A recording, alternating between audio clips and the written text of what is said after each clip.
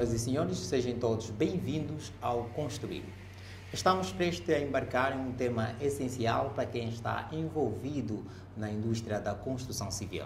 Portanto, prepara-se para poder então viajar no mundo de conhecimento enquanto exploramos a diferença entre os dois projetos, que é nomeadamente o projeto de licenciamento e o projeto executivo. Afinal, qual é a diferença entre esses dois projetos? Para aqueles que estão menos familiarizados, não se preocupem, porque hoje estamos aqui justamente para poder desmistificar, não é? Esclarecer tudo. Nos próximos minutos nós vamos então desvendar quais são a diferença entre esses dois projetos, não é? Porque é que eles são tão cruciais e como diferem um do outro, como já acabamos de o dizer. Portanto, se você é construtor, arquiteto, engenheiro ou alguém que esteja então interessado sobre o processo de construção civil, fique ligado a este programa porque ele foi feito justamente para você. Sem mais delongas, eu vou então apresentar os meus dois convidados, com quem vou ter uma conversa agradável em torno deste tema. Está comigo o arquiteto Evandro Silva, bem-vindo ao Construir. Muito obrigado. Também vai fazer parte desta conversa o engenheiro João Agostinho. Bem-vindo ao Construir. Bem-vindo, seja bem-vindo aqui. Obrigado. Então, para começarmos, qual é a diferença entre esses dois projetos, não é? Que é nomeadamente o de licenciamento e o projeto executivo? Vou começar com o engenheiro João. Bem, ok. Muito obrigado. Para dizer que existe uma diferença ténue, né, entre projeto executivo e projeto de licenciamento. Ou seja, como diz muito bem, projeto de licenciamento, ele abarca no processo de que o cidadão tem que ter documento do seu imóvel, né? Primeiro, depois tem que trabalhar com um especialista na área, um arquiteto, né? O arquiteto elabora as peças todas e junta o requerimento e dá entrada numa administração municipal ou no governo provincial, né? E dali começa o processo de licenciamento. Depois de você estar lá dentro dessas instituições, ele carece de pareceres, né? De pareceres dos técnicos da administração municipal que podem viabilizar ou não o projeto de licenciamento. Quanto ao projeto executivo, ele já é diferenciado porque ele é mais detalhista, né? Digamos, é o detalhamento do anteprojeto, onde todas as peças são chamadas a ser cumpridas, onde o encarregado ou o engenheiro da obra consegue pegar no carro-chefe e consegue então avançar com a empreitada, né? Então, são várias especialidades, né, que abarca, digamos, o projeto executivo, né? Então, acho que posso ficar por aqui, né? Depois, ao longo do tema, vamos desenvolver quer uma, quer outra. Arquiteto Evandro, quais são, na verdade, as finalidades de um ou outro projeto? Na verdade, o projeto de licenciamento, como o nome já diz, licença, não é? Nos concede a licença para nós conseguirmos fazer a nossa construção. Já o projeto executivo está mais à frente, não é? Vem de fases que vêm um pouco mais depois do projeto de licenciamento, não é? Temos o licenciamento, anteprojeto, depois caminhamos para uma fase mais final, que é o projeto executivo. Então, nesse caso, no projeto de licenciamento, nós conseguimos a permissão para construir, nós conseguimos a aprovação por parte das administrações municipais ou mesmo do governo provincial, para nós termos a licença de construção. E depois de verificado o projeto, avançamos para uma outra fase, que é o anteprojeto, como o engenheiro disse, e depois do anteprojeto é que vemos o projeto executivo, em que todos os aspectos técnicos já foram avaliados, todas as questões do bem projetar já foram avaliadas e nós estamos prontos para então entrar para a obra. E o que é que realmente consta neste processo de licenciamento? É um projeto que se dá entrada à administração. Sim. Para poder obter a licença de construção, não é? Sim, mas para alguém que não é leigo na matéria de construção civil, gostaria de perceber quais são os requisitos, né, extremamente importantes que deviam fazer parte de um processo, num projeto, perdão, de licenciamento? Bem, pronto, nessa fase, pronto, a pessoa ou o munícipe que queira, digamos, ver a sua situação de licença, ou seja, o valor de licenciamento da sua obra, ele precisa só estar munido de algumas peças, né? É crucial que o cidadão tenha documento de terreno, né? Estamos a falar de título de concessão, de superfície, né? Do terreno. E ser uma zona que é edificante, que é uma zona que dá para edificar. Nós sabemos que no nosso país, os terrenos são gestão dos governos provinciais e às vezes não há alcance de saber se aquela zona pode se edificar ou não. Então, é daí que nós chamamos um especialista, ver exatamente se as condições de terreno são praticáveis para a construção. Aí chamamos talvez um topógrafo, né? Vai ver a questão de declive, para evitar quando a chuva, vimos aquelas enchentes que têm acontecido, né? Em algumas partes da nossa província ou que está do país. Então chama-se o especialista, que é o topógrafo, que entra no terreno para poder fazer o levantamento da área. Depois, levantado a área, né? Ele tem que estar aliado ao topógrafo, né? Aliás, digo, ao arquiteto, né? Sim. O arquiteto urbanista, ou, pronto, depende da área que está, ele então concebeu o projeto, né? Ele vai expor as ideias daquilo que quer fazer, né? Então, dali começa o processo digamos, de projeto de licenciamento. Mas, como eu disse, a peça crucial para licenciar qualquer tipo de obra, quer habitação, quer obras industriais, hospitalares, serviços e bens, serviços e outros, é preciso que, de facto, a questão posse de terreno seja ali patente, né? Sem isso não se avança com nenhum projeto. Ele pode ter ideias, mas não avança para o projeto de licenciamento. Mas pode ter projeto executivo, né? O projeto executivo, geralmente, para as instituições municipais, não há muito rigor. Não há muito rigor para o projeto executivo, porque isso entende-se que é área de especialidade, né? E vimos que pode haver um déficit dos funcionários que dominam algumas matérias, né?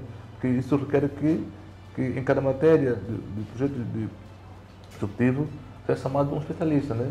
Por exemplo, se for na fase de começo das obras, temos que ter projeto de arquitetura, depois o projeto de arquitetura dar um engenheiro, não é? Civil, para poder fazer projeto de estabilidade, né? Estamos a falar projeto das fundações, projeto das vigas, pilares, escadas, não é? Laje. Então, vai aparecer o especialista, que é o engenheiro civil, mas também o engenheiro civil, que é para poder dimensionar, digamos, o projeto de instalações, né? Estamos a falar de questão de hidráulicas, né? Que são as águas, né? Os esgotos, e também instalações elétricas, e também intervém também eletrotécnico, né? para a instalação de infraestruturas de comunicação. Então, são várias, digamos, são equipas multissetoriais que intervêm num projeto de facto, né? De facto.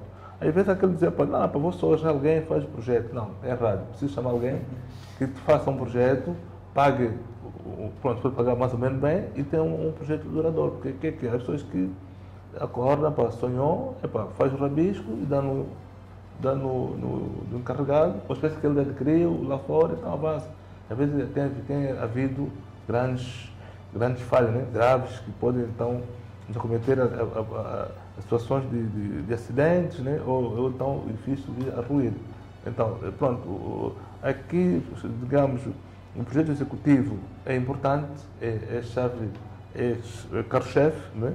É que fica lá, é que dá o corpo ao projeto, e também precisamos também legalizar os nossos atos a nível dos nossos interesses, né? Ninguém pode construir sem licença, né? Pode ter problema com as entidades municipais, mas também precisa ter um projeto executivo para poder então avançar com os seus itens. Senão, aqui pode haver, digamos, um choque, né? Por exemplo, quem tem projeto licenciamento, mas no projeto executivo. Isso acontece também. E pode haver essa diferença, que depois o que é? Depois não se sabe onde passa, qual o tipo do traço de betão, né? Qual a classe de betão que está a se usar, qual é o diâmetro do aço, né? Como está detalhado o projeto estrutural. Então, daí precisa ser mesmo especialista na matéria para poder então orientar, né, o promotor de que, de facto, as obras têm que se dirigir ao especialista, né? Porque há quem prefere fazer a obra mesmo só assim. Por isso, às vezes, há essa E desorganização. são enormes. Os riscos são enormes. São enormes porque imagine que você faz uma casa, um primeiro andar, exemplo, né? Não quer gastar dinheiro, né? Para fazer um projeto de arquitetura, onde é um valor simbólico, né? Simbólico, digamos assim, sustando por baixo. Mas o valor simbólico que estamos a falar... Uns 400 mil quase, tem projeto de arquitetura, né? Por exemplo, de arquitetura, com especialidade, pode chegar a 1.500.000 e poupa muito esforço, né? E tens o acompanhamento do projetista, pode te auxiliar em algumas fases. Agora, imaginemos que tens tudo, né? Mas não quer pagar o projetista, não quer pagar o engenheiro. Vais construir como? Como vai saber que a secção da viga é aquela, né? Se vai suportar as cargas, né? Então, antes de que temos que passar essa informação, fazer essa advocacia, né? A pedagogia, de que vale a pena fazer uma coisa bem feita do que fazer coisas mal feitas, parece de que não quer pagar especialista e também depois acaba por pagar mais caro. Digamos, trouxemos essa questão dos especialistas como um médico, né? Um engenheiro, o arquiteto fosse um médico. Nós tratamos da doença edificações.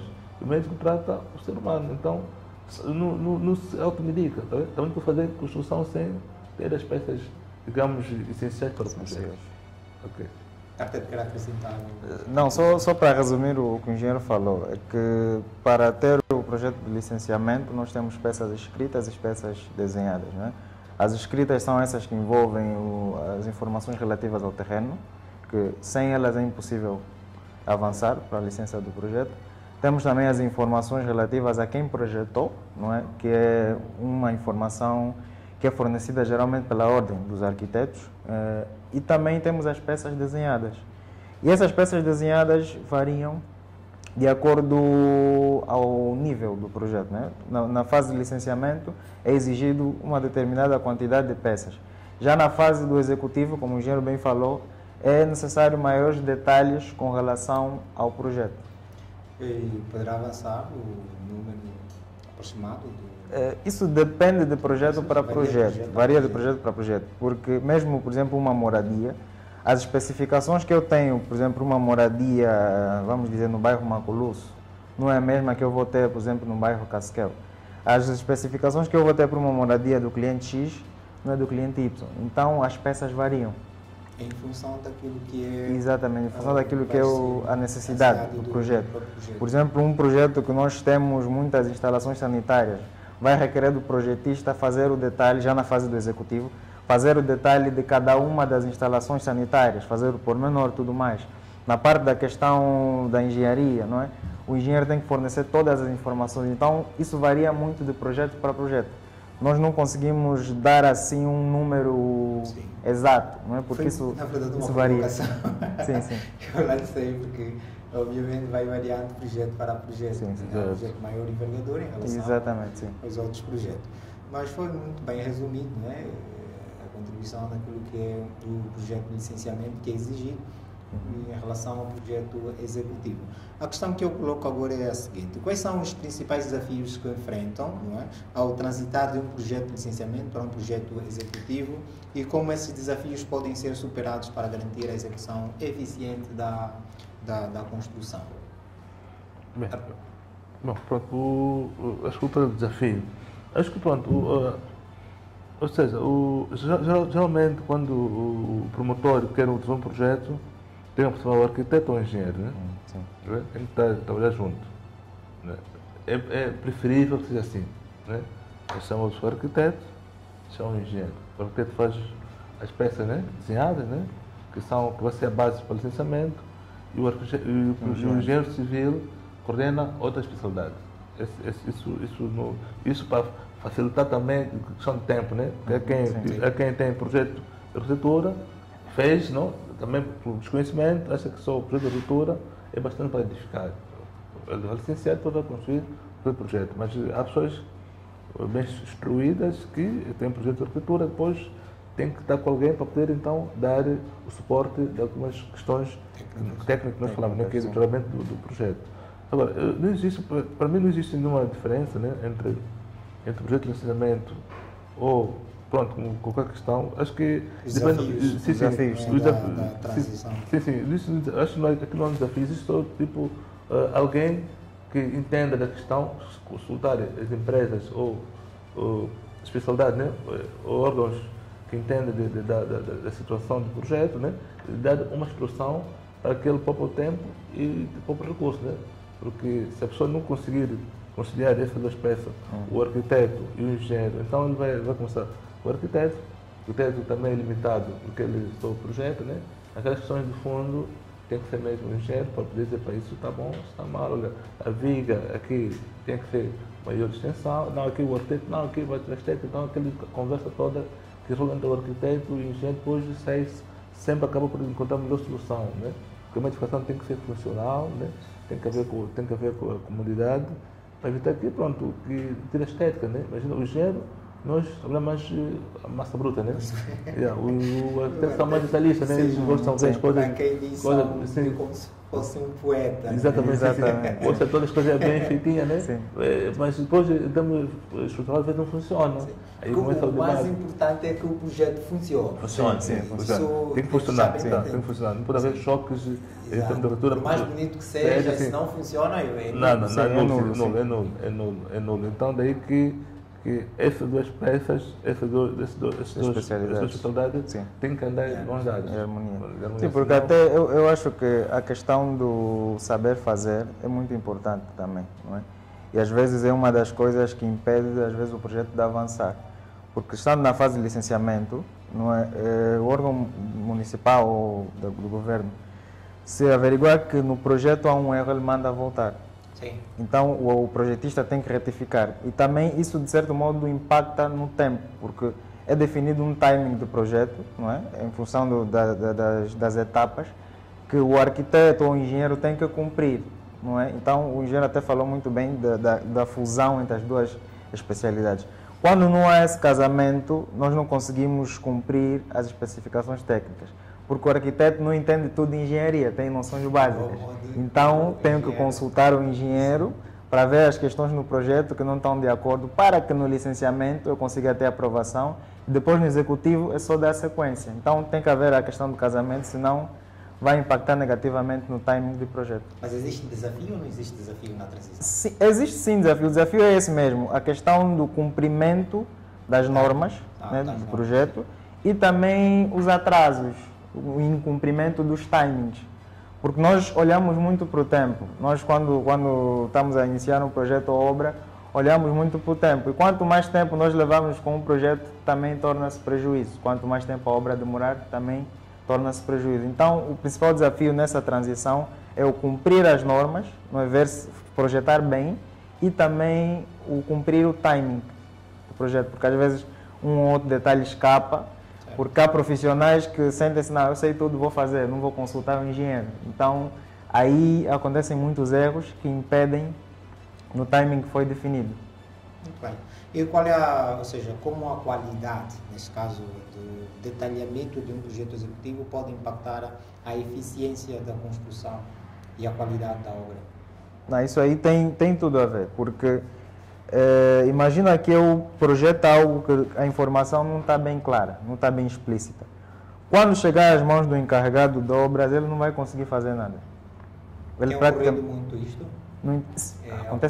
Acontece muito. O que é que acontece? Há encarregados que não sabem ler o projeto devidamente e acontece que há projetistas que omitem muitas informações também no projeto. Levam um projetista a omitir?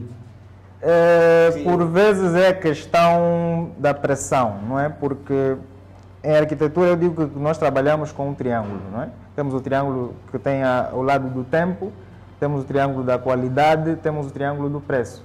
Então, muitas das vezes, o timing é muito curto e os profissionais ou projetistas sentem-se pressionados, não, vou entregar só, e acabam por fazer mal. Isso acaba por impactar na obra. O encarregado, quando recebe a informação, isso está mal apresentado, ou isso aqui não estou a conseguir perceber, então vai impactar no resultado final do edifício. Então, praticamente também aí o nome do profissional em si fica em causa. Sim. Eu estou a dizer, o mais importante, ou seja, claro, todos os 12 pontos, né, tanto a qualidade da obra, o prazo de cumprimento ou de entrega da obra vai atrasar, mas também está em jogo o bom nome do próprio profissional. Se projetares mal, a obra não tiver qualidade, não for funcional, dificilmente vais obter um próximo contrato. Exatamente. Ao contratar um profissional é necessário também rever a experiência de projetos que ele já tem. Sim.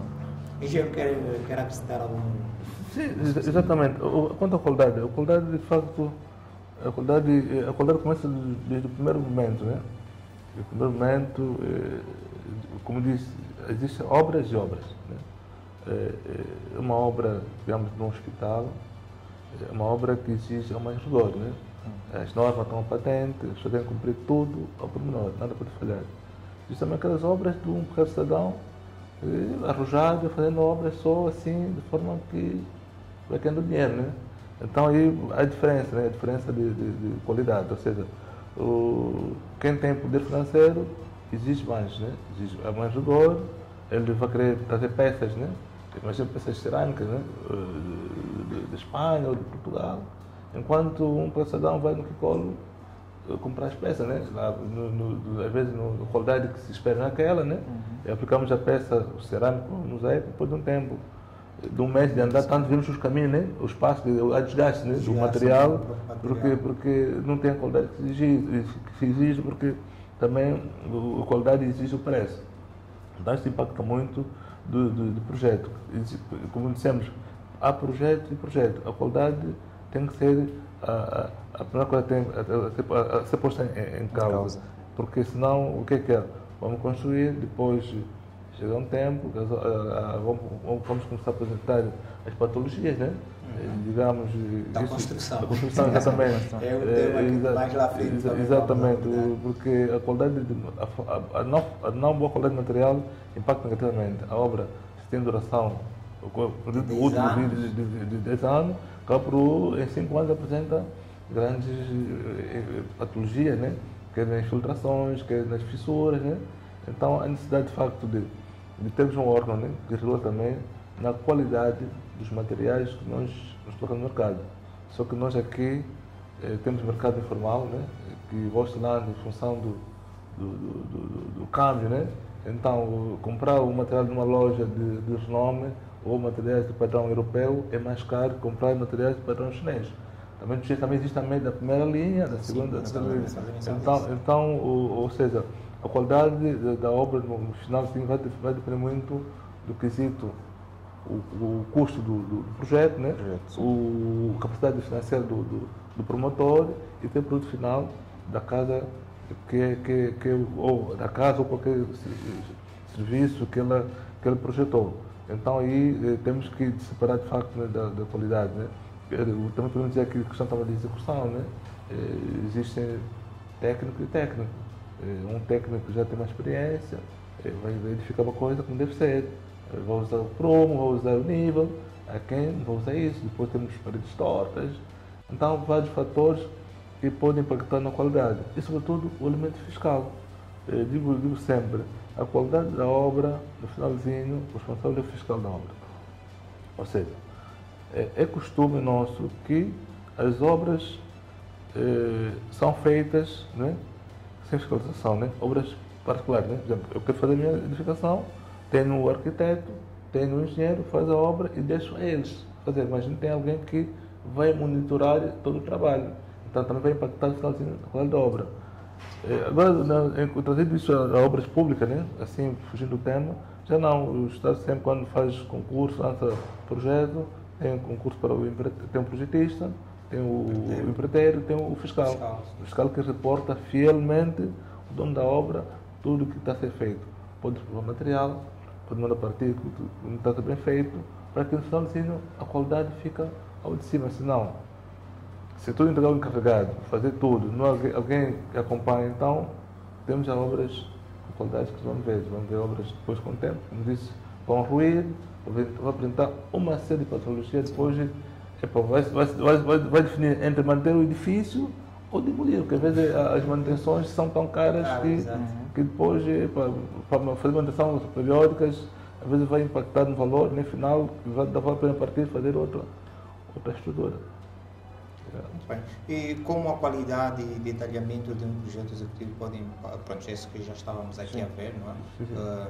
E quais são as principais implicações legais e regulatórias, não é? Que devem ser consideradas ao elaborar um projeto tanto de licenciamento como executivo?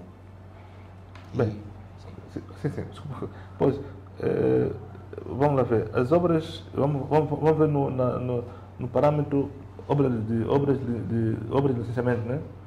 O facto de a pessoa não licenciar a obra, né, perante entidades locais implica que tem que correr numa regressão, né? Aí vai se ver com os fiscais do governo, né? Vai embargar as obras, né? Até demolir, né? E aplicação de multa, né? E isso impacta negativamente no orçamento. Se tem um orçamento, para que não fazer projeto de licenciamento porque não foi projeto de licenciamento e partir logo para a construção, né? O orçamento de processo, né? Para licenciamento, depois espera a resposta dessa entidade e avança para as obras. O não cumprimento disso aqui, há sanções, né? Administrativas, né? São as multas, demolição, né? Há todos os fatores que lá podem acontecer. Agora, deixa eu tentar entender uma coisa. O que leva, na verdade, um proprietário de um projeto não querer cumprir com essa etapa de licenciamento de obra? Bem, eu digo a vez da literacia, né? Literacia, acho que nós vamos para Luanda. A cidade de Luanda é uma cidade que cresceu de forma desordenada, né? Temos várias zonas urbanizadas, as zonas não. Porque não houve, parte do Estado, como se chama, antecipar-se aos factos, né? Ou seja, também o processo, penso que é muito burocrático, não se informa as pessoas. Vamos começar com a questão do terreno. Acho que lá para trás, em 2010 ou 2011, houve uma campanha para comprar o terreno, tem que exigir a Constituição Municipal, né? Mas vamos a ver, toda a gente tem terreno, foi comprado na mão dos terceiros, né? Na mão dos terceiros. Depois, a pessoa que vende terreno, limita a vender o terreno. Não diz se aquela zona provavelmente pode ter uma infraestrutura do Estado, né? Pode passar um coletor de água ou um plano de expansão da cidade, não se informa, né? Ou seja, isso quer dizer o quê? Quer dizer que, de facto, o que falta mesmo para a nossa cidade, digo no geral, são os chamados planos diretores, né? Porque com planos diretores vamos saber quais são as zonas para residência, zonas mistas, zonas industriais, zona académica, zonas de expansão, reserva. Isso tem que estar presente. Isso o Estado tem que publicar na Dia da República, também colocar os jogos de ordem, para que aquele é para construir, né? E para aqueles projetos de autoconstrução dirigida, aí sim, tem que ser advogado, tem que ser passar mais informações. Você entende que a informação não chega, há pouca gente que tem domínio da informação, né? Eu preciso de licenciamento, processo simples, mas para uns é um processo muito difícil, porque fala de conhecimento, tá vendo? Não tem programa de rádio, de televisão, explica, olha, cidadão, quanto de construir sua casa, aquela coisa, adquirir o terreno é o dos cidadãos, né? E tem que ter documentação, primeiro passo tem que fazer projeto, né? Depois o projeto tem que ser alguém que está escrito na ordem, arquiteto, alguém escrito nas ordens profissionais, depois tem que remeter esse processo para licenciamento e construir. Isso, o cidadão ouvindo todo dia isso, e sabendo que existem zonas, que há projetos de construção dirigida, claramente que toda a gente vai. Por isso que existe uma parte cinzenta que, pronto, não se fala, né? Porque, de facto, se queremos ordenar o país, é preciso informação. Como diz, informação é o quarto poder.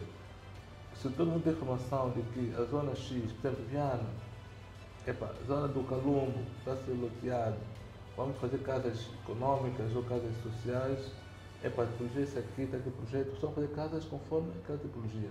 Já não foge muito padrão. Vamos na cidade antiga, aqui os edifícios têm que ser só 2 pisos, ou edifícios mais altos. A pessoa tem que cumprir com o chamado transplante de massa. Mas, pronto, existe, digo assim, o que falta mesmo é a aplicação do ordenamento do território. Ou seja, falta do plano diretório faz com que as pessoas façam o que tem que ser o que é feito, né? Porque, pronto, por exemplo, a Constituição também tem que haver harmonia, né? Sim. A harmonia, por exemplo, podemos ter aqui, o que vemos na cidade, aqui uma vivenda, né? Uma casa geminada, o senhor vendeu outra casa, depois demoliu essa casa aqui e daqui está subiu um edifício. Um edifício, sim. Em termos de estética também não. Estética, sim, está vendo? Abafa logo o edifício do teu lado, né? Certo. Tá vendo? Pronto, então o que é que falta? Falta tais planos diretores bem gizados, né? Para que então o cidadão cumpra cabalmente com aquilo que existe. Senão vamos continuar sempre tendo para crescer, né? Temos, aliás, aqui no Quilamba, né? Temos Quilamba, né? É a centralidade, mas ao redor existe uma desorganização total. Por quê? Porque estão suburbanas. sim, porque quando criou-se beliscam até certo ponto a beleza desse projeto. Sim. Porque se houvesse, está aqui, claro, vamos já fazer os afloramentos, vamos já definir os lotes, projetos sociais, a decisão tem que ter depois na casa, é de lei. Mas faça bem. Porque quando a mãe está doente, ou incêndio no seu bairro, ou a ambulância, ou o bombeiro chega rapidamente no local e consegue a tempo. O que temos aqui são becos, né? As pessoas estão a reproduzir o que existiu. Estão a fazer conceitos que eram, digo, bairros da cidade para novas cidades. Falta aí talvez digamos, o rigor de que as coisas têm que funcionar conforme a lei, conforme está estatuído, porque toda essa matéria das penso que estão em regulamento, temos regulamento de educação urbana, temos a lei do regulamento de território, temos a lei de construção e loteamento, existem todos os instrumentos legais que têm que ser trazidos aqui ao de cima para que de facto conseguimos ordenar o nosso país. Senão, vamos ter mesmo os bairros precários, os bairros não precários. Isso há choques sociais. Arquiteto Ivandro, ainda neste caso do fraco conhecimento ou pouco conhecimento, assim fica melhor, pouco conhecimento por parte dos proprietários dos projetos que pretendem ser construídos. Quando contratam um arquiteto ou um outro profissional, este não devia ter a sensibilidade de orientá-lo a seguir esse espaço quando identifica que ele está para pular a etapa de licenciamento? Bem, na verdade, isso é feito. Não é? É feito? Existem clientes e clientes. Há aqueles clientes mais sensíveis à voz do técnico que entendem que não, tem ali um profissional que está a dar uma orientação, eu vou seguir. E há outros que infelizmente não, preferem trilhar outros meios, fazer outros caminhos, para então verem os seus edifícios ou moradias construídas. Mas eu penso que esse passar informação, esse processo de educar, tem que ser geral. Não só o profissional da área, não é? Tem que fazer esse papel, mas também de forma geral, não é? Por exemplo, imaginemos que cria-se uma política pública, não é? Com relação a isso, sobre as leis, sobre como o cidadão consegue ter a sua licença, como é que o cidadão vai conseguir ter o seu título de propriedade e tudo mais. Então, muitas das vezes nós até passamos a informação, mas pelo fato do cidadão não estar habituado com isso, ele acaba por ter uma postura diferente do que esperado. Acaba por muitas das vezes não seguir aquilo que o técnico ou o profissional aconselha. Então, é uma questão que nós deveríamos sim continuar a educar, a ensinar, mas eu penso que não cabe só ao profissional da área, ao engenheiro ou ao arquiteto. Essa função deveria ser muito mais espalhada. Sim, nós somos tipo a primeira voz, sim, mas essa é uma questão que deveria ser maior espalhada. Assim como, por exemplo, é propagado publicidade sobre a saúde, devíamos também propagar publicidade sobre leis. Como é que eu vou construir a minha casa? Quais são as leis que eu devo seguir? Porque aquilo que o engenheiro falou é bem verdade. Em Luanda, nós praticamente fazemos o que bem entendemos. Vivo numa zona, por exemplo, que só se constrói em um piso, resto de chão. Eu vou sonhar, eu vou querer fazer três andares, 4. Vou fazer um arranha-céu ali. Não é assim. Então, às vezes só acontecem esses casos por causa mesmo da falta de educação com relação às normas e leis no âmbito da construção. Muito bem. Quer acrescentar algum ponto? Sim, realmente, pronto, é isso aí que, como disse o arquiteto, realmente acho que a informação tem que ser passada em massa, né? Sim. Uma informação em massa, quer dizer, Até aquele o mais velho que vive lá diz, não, eu para construir aqui na casa de adobe tem que ter um plano. Existem planos rurais, né? Vou fazer na casa de adobe, mas tem que cumprir um plano. O afastamento, tenho que ter lá minha quinta atrás, tem o sítio para criar o cabrito, galinha. É preciso um plano, né? Porque não se. Pronto, se essa função fosse dada já há muito tempo, ou inserida no ensino de base, né? Como vimos combate à corrupção, outras situações, né, que estão ali em alguns manuais, o cidadão, quando cresce, que hoje somos adultos, somos crianças, mas só aprendemos que existe lutamento, talvez depois está na universidade, né? Existe o loteamento, existe nem devia ser assim. Devia ser assim, tem que ser para no ensino fundamental, olha, para construir, não construa na área d'água. Né? Sim. Para construir, tem que ser zona que o Estado autoriza a construir. Por quê? Porque nós temos que saber, de facto, quando vamos misturar a água, ou a energia, ou qualquer serviço, tem que ser zonas que vá para o Estado levar esse equipamento. O Estado pode levar equipamento, né, sociais, água, luz e outros serviços, em zonas que o acesso é precário, né? Que não existe rua, quando chove inunda, né? Isso acontece um pouco pelo país, né? Dentro ou aqui, mesmo em Luanda. O que temos que fazer mesmo é informar, né? Zonas proibidas de construir, zonas de reserva, né? Nós temos que apoiar o ambiente, né? Temos que ter floresta, ou temos que ter polígonos florestais, né? Para que o ar também seja renovado. E nós temos que ver a cidade. Pronto, nós vivemos a nossa cidade de Luanda, ela totalmente vai abaixo, é tudo quente, né? Não temos a regularização. Agora é um projeto mau, né? Está aí em curso, mas é um projeto que está a ver agora. Né? Depois é feito, daqui a 10 anos vamos ter uma cidade mais fresquinha. Por quê? Porque nós habitamos, vamos a viga, temos que tirar as árvores, desculpa a expressão. Então, isso impacta muito na qualidade também da vida do cidadão, porque não está habituado a preservar o ambiente. Né? Construções em terraços também existe. No cidadão vai construir um terraço, só se criar o edifício. É preciso também informar o cidadão. O edifício foi dimensionado para poder suportar esses compartimentos. Mais que isso, não pode.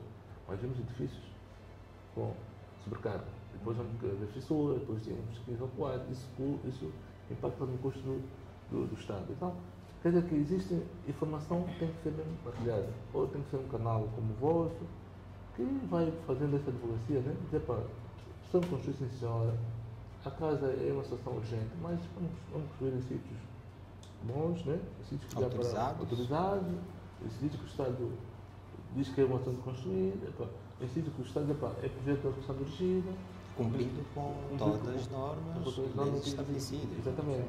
Dali que vamos ter uma cidade, né, organizada, porque depois esses bairros que estão crescendo ao longo dessa cidade, depois vão ser chamado requalificação. Sim.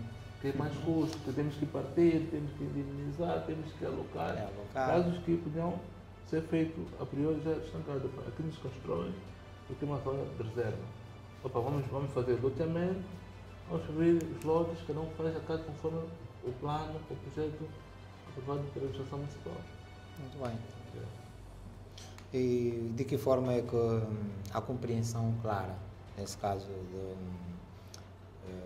quando está mais clara a diferença entre um projeto de licenciamento e um projeto executivo, pode contribuir para o sucesso geral do empreendimento de construção?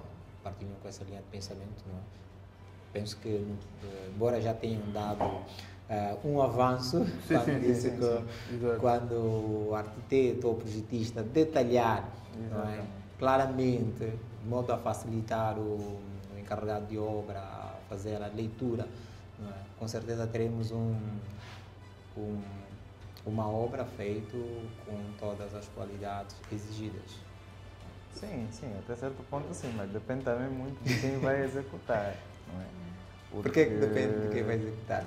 Se o projeto está legível. Na verdade tem, como é que eu diria? A obra e o projeto têm ligação direta, não é? Tu podes até ter um projeto que obedece às normas, né, estabelecidas, as leis e tudo mais, mas depois apresentas esse projeto a alguém que não tem as competências técnicas exigidas para executar. Muito bem. E pode ser que não saia na qualidade esperada. Então é importante, além de termos um projeto com qualidade, ter também um técnico que vai executar com qualidade. Mas não passa na compreensão clara da diferença entre o projeto, ou seja, a compreensão clara, nesse caso, das peças que vão envolver o Sim, projeto tem a ver executivo? sim, porque é importante quem vai executar entender o projeto, não é? Saber ler o projeto, saber diferenciar o projeto em si. E quando não acontece isso, nós vemos que muitos profissionais acabam por aplicar o que ele aprendeu, vamos dizer, na rua, tá a ver? E não aquilo que foi, não aquilo que é ciência, exatamente. Em obra, por exemplo, nós temos às vezes muitos conflitos com alguns técnicos. Não, ele aprendeu assim, mas você que é o engenheiro sabe que não é assim, faz-se assim. E às vezes há um pequeno choque, porque nós também estamos a defender o nosso nome e o bem fazer, né? E ele também está ali porque não, conheço assim, então muitas das vezes a questão de saber ler o projeto, saber entender o projeto, saber diferenciar é muito importante, porque quando o encarregado, quando o pedreiro, um outro técnico que está a executar, não consegue ter essa sensibilidade de valorizar o projeto, de entender o projeto, vamos ter obras sem qualidade. Eu, por exemplo, uma vez já um dos fiscais, né, de uma das obras que eu também participei, ele disse que não, eu valorizo mais o conhecimento da rua, não o conhecimento dos técnicos. Não é porque nós estávamos a dar umas pequenas sugestões com relação à questão da arquitetura do edifício e ele tinha também a sugestão dele, o conhecimento dele. Então, houve ali alguns pequenos choques, mas depois tudo se resolveu. Então, não, prevaleceu o conhecimento dos técnicos, porque aí tivemos que chamar já um reforço dos engenheiros e tudo mais. Então é importante que quem vai executar entenda mesmo do projeto, saiba diferenciar as várias especialidades do projeto e saiba como funciona. Porque nós temos visto projetos sem qualidade que vão em mãos de pessoas que têm conhecimento. Temos visto projetos com qualidade que vão em mãos de pessoas sem conhecimento. Quando isso acontece, há muito retrabalho, há muitos choques entre profissionais e também muito estresse na obra.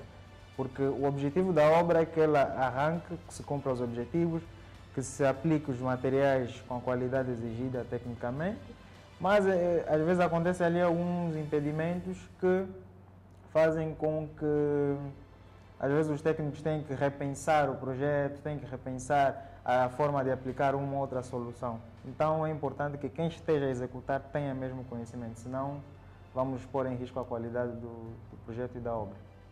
É muito complexo projetar um projeto executivo. Muito? Não percebi? Muito complexo? Complexo não diria. Qual seria o termo? Leva tempo. O que acontece às vezes é que... é trabalhoso. Sim, é trabalhoso, mas não é tão complexo. Porque quando nós temos os profissionais envolvidos, né, das várias especialidades, o projeto flui tranquilamente, não é? Mas que leva tempo, né? O projeto executivo é uma parte mais detalhada, não é, do projeto em si, não é? E ele requer mesmo atenção, porque imagina que no projeto, né, estudo preliminar, eu desenho essa garrafa. Já no executivo eu vou detalhar a tampa, vou detalhar cada ponto dessa garrafa, porque quem vai executar ele precisa de todas as informações. Então requer muito mais esforço, mais atenção. Saber identificar exatamente o que é neste projeto para torná-lo então real. Exatamente, sim. Em geral, há certa dificuldade ao interpretar o projeto executivo. Não, penso que depende, depende muito da equipa, né? Geralmente quando você é promotor do projeto, depois vai chamar o empreiteiro, né? O empreiteiro vai chamar, tem que ser alguém que tem uma folha de serviço que vem de referência, né? Já fez aquilo, às vezes é por indicação de alguém, foi na casa de um amigo, olha, eu fiz essa obra, foi fulano, então vai chamar esse empreiteiro, faz contato com ele, diz sempre, tem que pôr também na nossa prática de construção, que obra arquitetura também tem que carecer do fiscal, né? Então o fiscal para poder então ele interpretar o projeto, né?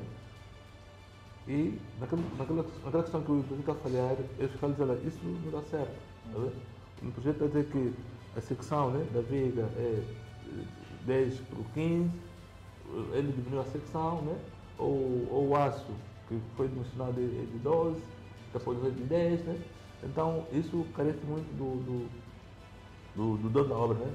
Como temos, existe obras e obras, né? Existe obra e obra. Vale a pena pagar um pouco mais, um especialista vai te acompanhar o trabalho, do que pagar pouco, né? E de entregar a obra só encarregados. A obra só tem encarregado de obra. Ele faz tudo, se o arquiteto aprendeu aquilo, qualquer obra, então vai fazendo, é sua. Né? Então, se for especialista, tiver o arquiteto ou o projetista aí e o empreiteiro, então essas peças vão andar em harmonia. Né? Quando o empreiteiro tiver dúvida, vai consultar o projetista. O fiscal fica no meio, para ver se aquilo está cumprido com as normas que foram projetadas. Daí as obras fluem muito bem, porque isso, nos Estados Unidos temos obras de primeira, obras de segunda, depende muito, de facto, do rigor daquilo que são o entendimento do projeto. Claro, no projeto existem omissões, né, do projeto, né? Nem tudo se explica. Aí chama o projetista, vai explicar das omissões, para isso tem que ser assim, isso tem que ser com o outro. E depois só assim a obra flui. E daí que, pronto, há sempre aquelas reuniões, né, do encarregado ou do empreiteiro, do projetista, para naquelas questões de dúvida, reunir, então, encontrar soluções e viabilizam a continuação da obra. Muito bem. E como é a evolução tecnológica, como o uso de softwares como o 3D, o BIM, né, se assim podemos dizer, está a influenciar a forma como os projetos de licenciamento e executivo? Bem, nessa questão do software, geralmente o software recebe tudo. E o que o software recebe. Agora, tem que haver integração daquilo que vai ser gerado. Né? Bom, não vamos descurar, né, a prática. Né? É de forma que está influenciado? Bom, digamos, o software é avançado. Né? O que fazia em uma semana faz 100 horas. Né? Mas o resultado final, por exemplo, vamos dar aqui um software que realmente que já se usa, né, que é o CIPCAD. Né? O CIPCAD ele faz tudo. Ele, se é só buscar o GEM, né, a arquitetura, lançado no software, ele gera tudo, até o orçamento. Então, a pessoa não pode ser só pilotar, né? Porque qualquer um pode gerir esse software. Agora, a interpretação dos dados, né? Ele gera os dados, esses dados tem que pegar e comparar com as normas, né? Se está dentro ou não. Ele pode dar todos os dados, depois você lança os dados, para dar tudo, das secções, dos pilares, das vigas, né? As fundações, mas eu tenho que entender os resultados que deram se confere. Por exemplo, para o edifício precisa de fundação, né? Tem que saber qual é a carga, né? Ou qual é a capacidade de suportar o edifício em função dos cálculos de fundações. É dar todos os dados, né? Dar todos os dados, agora, como disse, caberá ao técnico, né, interpretar. Qualquer um pode usar software, né? O BIM é um software bom, né, para dimensionar, mas temos que sempre temos que estar sempre com a norma, entender, fazer as verificações necessárias.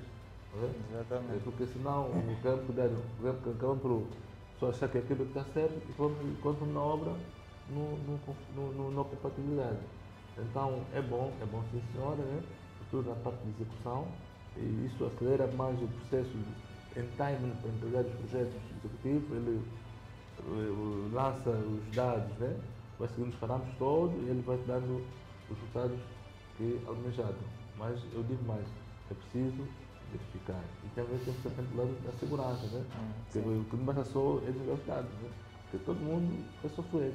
E eles também são completos. Há uns que são limitados, há coisas que eles não fazem, há coisas que normalmente temos que fazer, né? Calcular mesmo manualmente e encontrar as soluções que nós queremos. Sim, porque até eu penso que o que faz a diferença entre um profissional, né, do ramo da construção civil e um que não é mesmo saber usar o software. Porque imagina que um estudante, ao usar o software, ele só vai pensar na questão final, né, de ter o elemento bonito. Já alguém voltado mais para a construção, um engenheiro, um arquiteto, ele vai pensar como funciona. Como é que eu vou usar, por exemplo, o software BIM, como é que eu vou usar o CIPCAD para me dar o resultado de acordo ao problema que eu encontrei no terreno. Como é que eu vou usar, por exemplo, o Revit, que é um software também BIM, né? Como é que eu vou usar o Revit para representar esse edifício, né? De acordo às especificações que o cliente deu, de acordo a esse tipo de solo, de acordo a essa zona. Então, a diferença, muitas das vezes, entre um técnico e um não técnico, vê-se em como usar. O engenheiro falou muito bem, qualquer um pode usar um software BIM, qualquer um pode usar o CIPCAD, qualquer um pode usar o Revit. Mas o diferencial está em como usar, não é? Porque hoje em dia os softwares BIM vieram nos ajudar, vieram nos facilitar. Está facilitado. Está a facilitar muito até. Porque na época do papel, né, desenhar no papel era muito mais trabalhoso e os erros eram terríveis. Erraste no papel, vais ter que repetir novamente. Na época também, depois de sair do papel para o AutoCAD, tínhamos um software que já nos ajudava, né, já dinamizava um pouco. E quando viemos para a era do BIM, nós temos praticamente a vida facilitada, vou assim dizer. Porque nós conseguimos trabalhar no modelo 2D e 3D em simultâneo. Nós conseguimos fazer a compilação entre as várias especialidades do projeto, entre estrutura, hidráulica, eletricidade, em um único corpo, que outrora não era possível. Então, os processos de projeto se tornaram mais curtos devido a essa ferramenta BIM. E o que diferencia mesmo é saber usar. Nós como técnicos, temos que saber usar, né?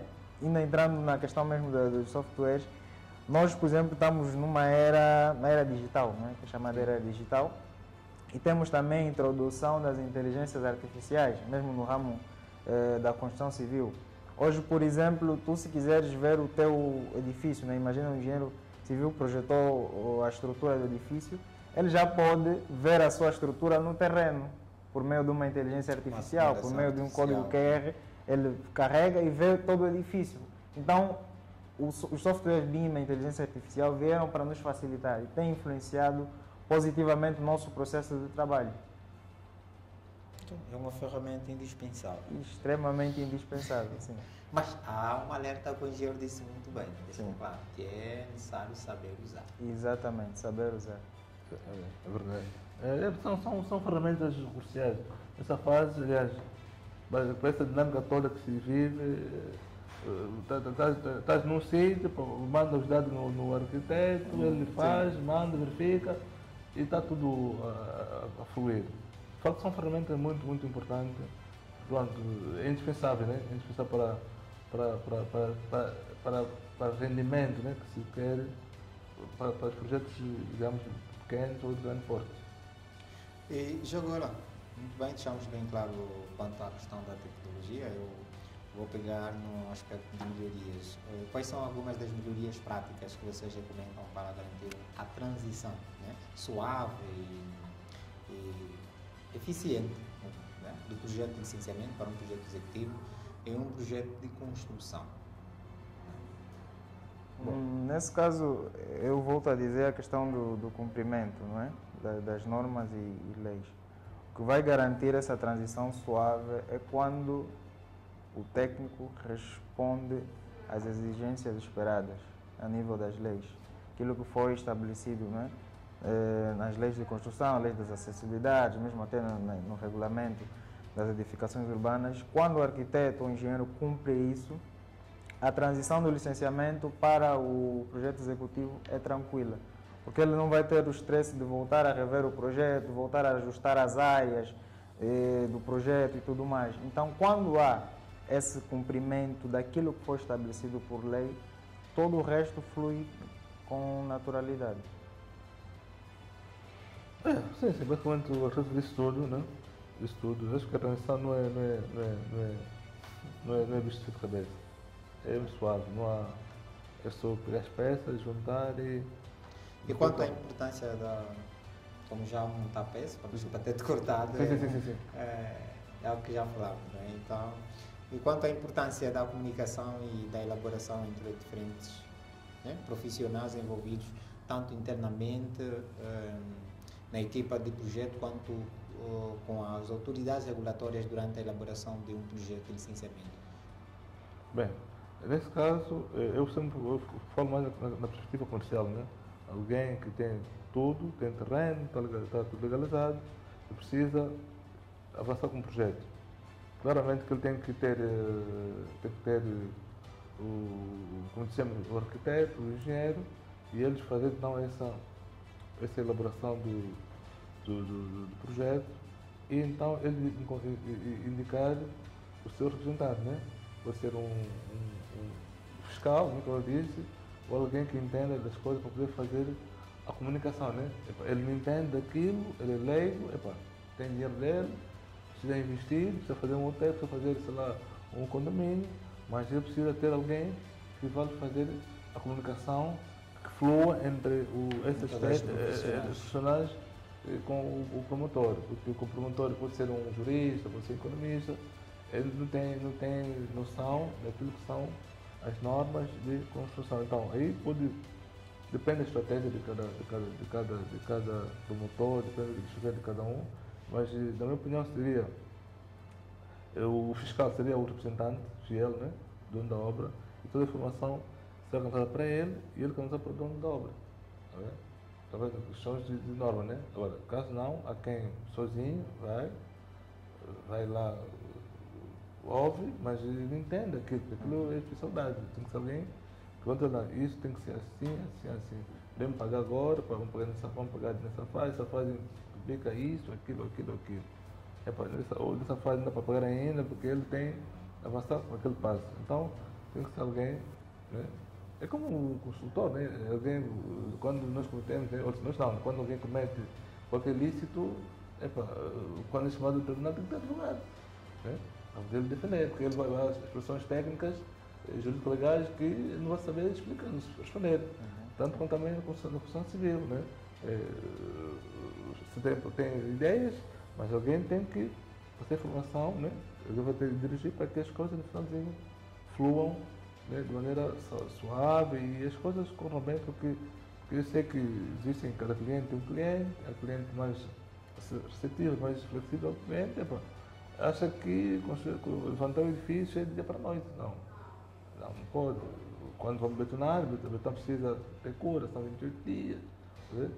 Há peças que na construção exige uma certa técnica, né? Mas ele às vezes acha que tem que ser assim. Às vezes há quem coloca os cerâmicos antes de rebocar a parede. Né? Como que fica isso? Depois queremos uma história, porque vai ter areias, enquanto realmente começa do teto para baixo. Mas ele pode inverter, não, quero entrar em casa. Né? Outros vão fazer, não, tem que cumprir as etapas. Daí que cada cliente tem há cliente mais lúcido, entende, há clientes que é preciso gerir, né, com certa calminha, né, e dizer que isso acontece, isso não funciona, né? Isso não funciona, isso para que o arquiteto, o engenheiro, siga os exemplos, os conselhos que ele está ligado. A comunicação é fundamental. Sim, é extremamente fundamental. Porque entre técnicos também evita, por exemplo, cometer erros a nível de projeto, evita cometer erros a nível de obra. Quando nós não comunicamos, seja com o cliente, seja com o empreiteiro encarregado, seja com os outros técnicos, nós evitamos, quando não comunicamos, causamos um monte de problemas. Mas quando comunicamos, evitamos também uma série de problemas. Né? Como se diz, quem não comunica trombica, né? Segundo o ditado, né? Quem não comunica trombica, então tem que comunicar mesmo. E é bom, né? Digo sempre, portanto, a comunicação é a base de tudo, né? Sim, é a base. Eu não vou saber que já betonaste a laje se não comunicar. Eu não vou saber, quer dizer, tem que haver essa comunicação, você tem que fluir mesmo, né? Entre o promotor e a equipa técnica. Ou tem que ter um canal, né? Onde a informação tem que passar e ele diretamente acompanhar, está tudo bem, está a ser feito, eu vou pagar as etapas das obras que foram executadas. Por exemplo, a comunicação cria esse mal-estar, cria ruído, né? Sim. Depois as coisas não correm bem, né? Sobretudo, digo sempre, é necessário entre o empregador ou o empreiteiro e o dono da obra, tem que haver um contrato. Né? Haver um contrato firmado, né? Conhecido, para evitar esse tipo de coisa. Porque às vezes Quando é verbal, também as coisas não acontecem muito bem, né? Porque às vezes ele quer uma coisa, depois não quer isso.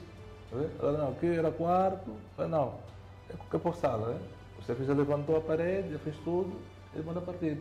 E às vezes custa incide sobre o empreiteiro. Mas se vê o contrato já firmado, né? Firmado, ele não tem como. Se quiser fazer aquele trabalho, tem que fazer aquele trabalho. São considerados trabalhos a mais. Porque por acaso vejo muitos investidores, né? Primeiramente, o contrato é verbal. É empresário X, não, está aqui. X milhões para construir. Tá vendo? Depois ele faz só a metade, o resto não faz, porque não tem contrato. Não quando eu vou para o advogado do meio, não. Não tem contrato, mas fiz conforme o pagamento. Isso está assim, ponto final. Então, dali que os contratos, a comunicação, tudo tem que estar num pacote, para que ninguém doa. Porque o nosso contrato está assim, agora você está a fazer o contrato, quem vai violar tem que indemnizar o outro. Então, ainda na cena da comunicação, né? É importante também os profissionais se atualizarem, porque até certo ponto a mudança de requisitos regulatórios, né? Legislativo, requisitos legislativos, a mudança dessas leis podem afetar também naquilo que é a elaboração do projeto de licenciamento, tanto como o projeto executivo. Quer dizer, o profissional, tanto o arquiteto ou qualquer outro profissional, tem que estar sempre atualizado para que não escape uma ou outra coisa. Não? Pois, ou seja, o grande problema nosso, ou seja, existem técnicos de nova geração, né? Existem os mais velhos, né? São técnicos. São técnicos, mas imagine, eu tenho um professor que diz assim, tem que dizer mesmo, né? Os cantilhão foi tudo a mal, porque se for quando comando, lá não tem computador de internet, não vai se passar mal. Mas, uau, está ultrapassado, estamos em 2024, quando a gente usa o software, o AutoCAD, né? Quer dizer, ele ficou no tempo, tá? Ele só tem que traçar a mão, tá vendo? Então, o que é? Faltou complemento da dinâmica. Você pode ser mais velho, né? Daquela época, mas tem que acompanhar a dinâmica, porque todos os dias há informação nova, né? Todos os dias há normas novas.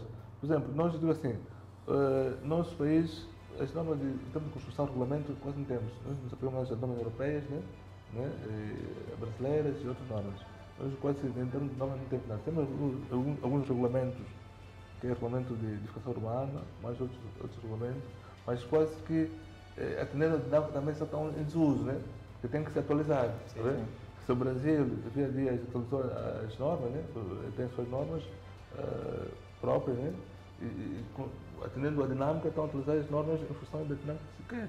Agora, claramente que os funcionários precisam ler, né? Precisam ler outros regulamentos, outras legislações, para que se esteja dentro, né? Quando você falar com o engenheiro que vem da África do Sul, né? Por exemplo, está a falar de estrada, né? Sim. Está usando a norma SATCC, que é a norma que regula o desenvolvimento de estrada. Aqui em Angola nunca ouviu isso, né? Fica desfasado, né? Por exemplo, está com um brasileiro, está a falar da DNIT, né? Fala das estradas, outras normas que eles têm, mas tu não domina, não acompanha, mas com as internets, com outras ferramentas.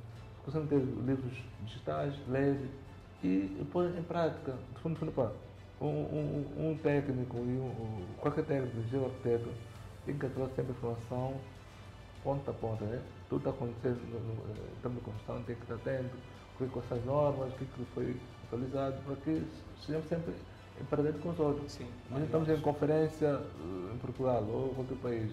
Eu estou a falar de uma coisa, você não entende outra coisa. Então, preciso de facto essa paridade, né? Estamos aqui, mas estamos em África, mas também estamos acompanhando a dinâmica. Toda a dinâmica das normas, das leis, né?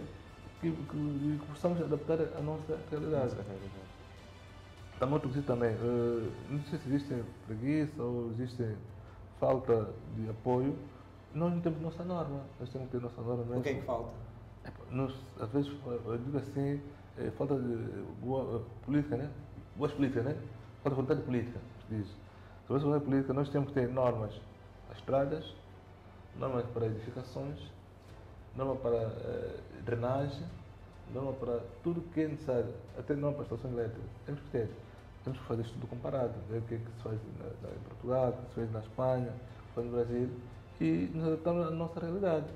Mas nós, não sei se há a comemoração dos técnicos, ou, pronto, não existe vontade, porque nós, a dado tempo, temos que nos recorrer a normas moçambicanas, né? Normas sul-africanas. O que a academia pode produzir? Essas normas, né? Afinal, por exemplo, a estrada, vamos produzir norma da estrada, tem a ver com o nosso país, né? Norma angolana, vamos ver todos os técnicos, essas normas, e a Assembleia Nacional aprovar. Isso será muito bom, porque nós temos nossas características, temos nosso clima. O clima tipo, da África do Sul é diferente daqui, o clima de Portugal é diferente daqui, lá neva, aqui não neva. Tá vendo? Então, se ele vai construir o edifício, tem que se adequar ao clima do país, né? Tá vendo? A informação, tudo tem que ver pelo país. Não, nós pegamos as normas europeias e adaptamos a nossa realidade. Mas tem quesito temperatura, né? E essas coisas mais que ficam depois só assim. Então, acho que, pronto, um desafio, né, que eu lanço a nós, técnicos, que queremos nossas normas, né? Associações, outros engenheiros, outros arquitetos, qualquer um que for, e ver onde podemos ajudar o nosso país, quais são as normas que podemos pôr para que impacte, de facto, a futura geração. Tá, por exemplo, se nós tivéssemos planos diretores, né? Projetos ou planos de ordenamento aplicados, né? Adequado à realidade, nós teríamos evitado homossecos, né? Ao lado da centralidade. Temos aqui a centralidade, vamos definir qual é o plano para esse lado. E lá é aquele plano. Vai ser acadêmico, vai ser industrial, fica tudo ali. Mas sem isso nós ficamos sempre quase que andar e cega, né? Somos bombeiros, né? Somos bombeiros, para qualquer coisa vamos apagar fogo. Não, temos que sempre ser proativos, temos que nos antecipar mais. Né? As estradas, as edificações, tudo tem a ver com a importância do cidadão, tem que ser vista com tem que ser rede. Nós temos dados de estatística, o país cresce como cresce, né? Estes dados é trazido à academia, é analisado, discutido. Por exemplo, o Via Express já não se adequou mais com a realidade do coisa. Vamos criar um outro traçado, com mais faixa, né? Uma autoestrada. Dentro que Luanda chama metrópole, né? Dentro da cidade, do século que ela tem. Mas não, nós começamos sempre a falar das estradas pequenas, porque não há projetos de continuidade. Há projetos de continuidade. Queremos te ouvir quanto a essa Quanto a essa questão, não há muito a dizer, é só mesmo a questão de se atualizar, que é muito importante. Porque os profissionais da área de construção têm que estar a se atualizar diariamente, têm que estudar constantemente com relação às leis, porque o que outrora se aplicava já não se aplica hoje. Por exemplo, tive uma experiência com relação a uma das cadeiras que eu tive na universidade, que é a cadeira de Direito, que nos foi proposto a avaliação do Regulamento Geral das Edificações Urbanas. Né? Nós tínhamos que encontrar um erro no regulamento. Não é? Encontraram? Encontramos, sim. Não que eu queira trazer aqui uma crítica ao regulamento, mas é que, como o engenheiro já disse muito bem, as técnicas vão evoluindo, o tempo vai passando. E é importante, exato, estavam desatualizadas. É importante nós atualizarmos os poucos regulamentos que já temos e também criarmos uma nova norma para nós. De acordo com a nossa realidade. Exatamente, de acordo com a nossa realidade. Porque quando nós fizermos isso, nós vamos de facto evitar muitos e muitos erros que acontecem, por exemplo, tem acontecido a nível do urbanismo, a nível da arquitetura e de construção. Quando nós tivermos uma norma, nós vamos evitar muitos erros. E isso que o engenheiro falou muito bem da questão de não haver um plano para Luanda, me faz até lembrar de uma outra conversa que tive com alguns colegas, que se o caso de Luanda não está perdido, não é? Está perdido? Não está perdido. Não está perdido. Não é? É uma pergunta, não é? É que nós deveríamos todos, como técnicos, refletir. E como técnico, qual é a reflexão que fez? Luanda não está perdido. Só precisamos sentar e analisar quais seriam as melhores ações a se ter para conseguirmos resolver os problemas da nossa cidade. Porque nada é impossível. Nós, quando unimos forças, conseguimos sim resolver. Problemas sempre vão existir. Exato. Você que está aí também a engenharia para dar resposta a esses problemas. Corretamente. Agora, na questão, na verdade estamos quase mesmo no limite do nosso tema, mas eu gosto muito de tocar no aspecto ambiental. Não é? Eu não podia vos deixar escapar sem colocar uma questão relacionada ao meio ambiente. A questão que eu coloco para vocês é a seguinte: como as preocupações ambientais e de sustentabilidade são abordadas de maneira, né, diferente entre um projeto de licenciamento e em comparação com um projeto executivo? E de que forma é que esses aspectos, né, podiam ser integrados ao processo de desenvolvimento do projeto? Bem, na verdade, a questão do estudo ambiental tem que ser algo que é feito antes, não é? Porque acho que o engenheiro, no princípio, tocou sobre a questão do estudo topográfico, o estudo de impacto ambiental. Nós temos que fazer esses estudos, essas análises antes, porque se nós não tivermos isso bem resolvido, nosso projeto não avança para outras fases, não é? Quando nós não fazemos análise das envolventes, análise das condicionantes, quando nós não conseguimos analisar se o nosso projeto está a ser executado em uma zona de risco ou não, então nós não vamos ter como avançar, não é? Então, nós, a nível, por exemplo, da arquitetura e construção, temos que ter muito em conta a questão do que existe, a questão da envolvente do edifício. Então, o estudo ambiental é muito importante, o estudo da qualidade do solo também é muito importante, e razão pela qual a área de construção é uma área multidisciplinar. Envolve muitos profissionais por esse mesmo fato. Então, quando eu tenho que apelar para um estudo mais específico para uma área, não é? Voltado, por exemplo, à área da questão do estudo do ambiente, eu devo chamar o profissional voltado a essa área. E o meu projeto não vai avançar se eu não tiver essa questão resolvida. Não tem como. Engenheiro. Sim. Pronto. Exatamente. O ambiente faz parte dos projetos. Acho que é uma diretiva, se não me engano, que atender uma dimensão de um projeto implica um estudo de impacto ambiental. Agora, a pergunta se coloca: será que cumpre essa diretiva? Boa pergunta, Não sei. Não sei. Sempre provocador, não é? Não sei, porque realmente... Não sabe como se está ligado à área. Bom, não sei porque, de facto, a minha volta que vemos aqui, cresce grandes aglomerados populacionais, né?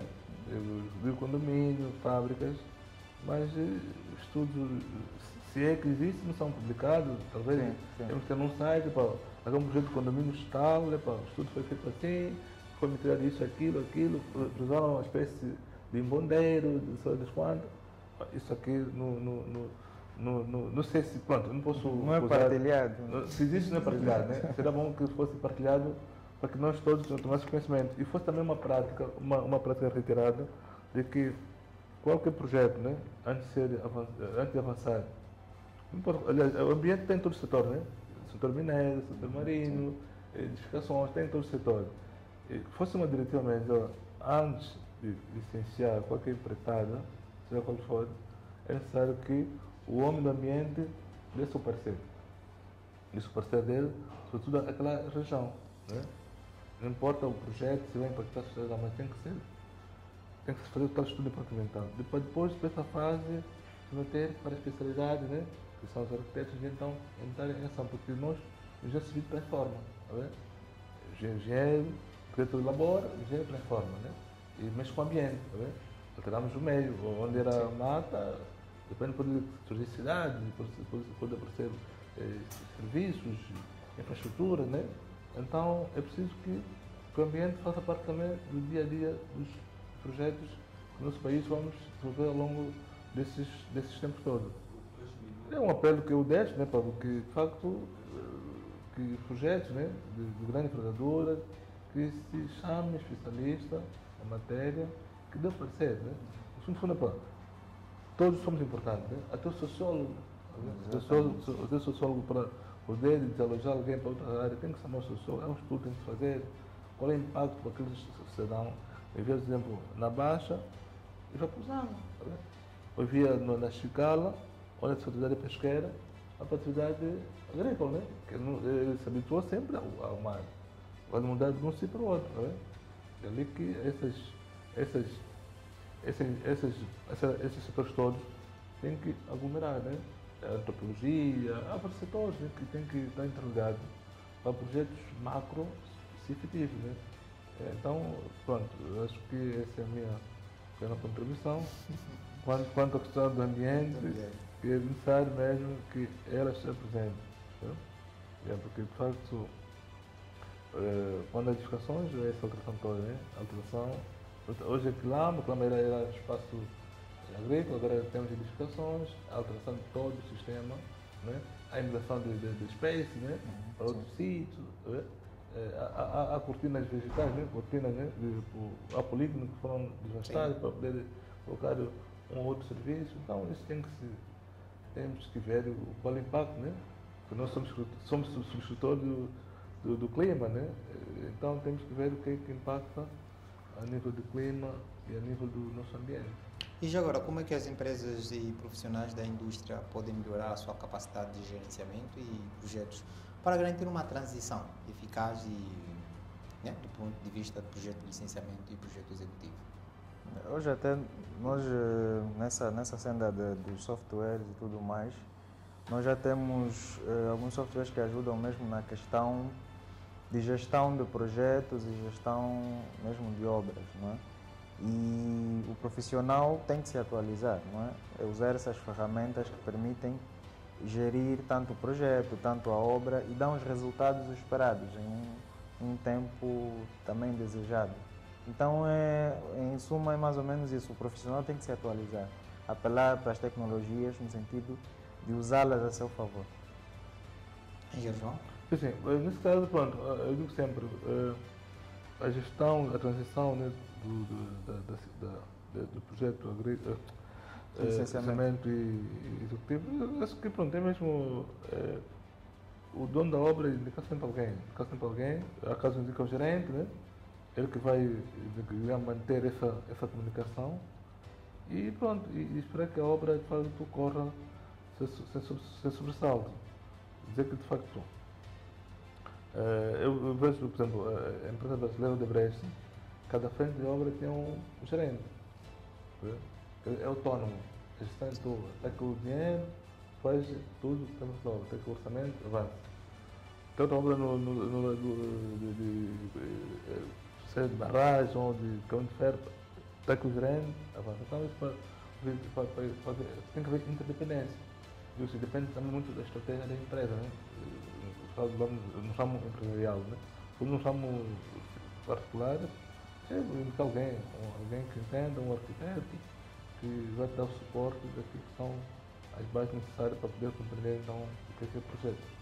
Muito bem. Olha, nós gostaríamos de ter mais tempo para estar aqui a conversar em torno desses projetos, mas infelizmente estamos mesmo no limite do tempo, não é?